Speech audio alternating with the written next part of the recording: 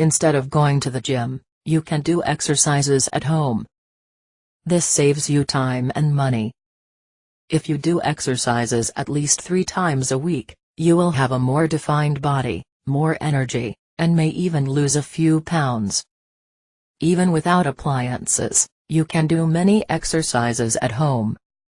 You can do light exercises, or a more intense workout, watching TV for example. Listen to music is also a good way to bring up the motivation. And if you want to invest a little in equipment, you can buy weights to do exercises that strengthen your muscles.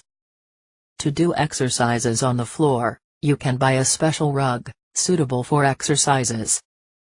Thus, your body will not be in contact with the frozen ground during your workout. Whether with or without equipment, the most important thing is to start doing the exercises as soon as possible.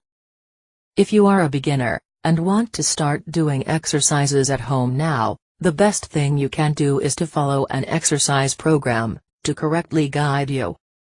I recommend that you access the link in the description, just below this video, and start your exercises now. If you liked this video, click on like below, and subscribe to the channel.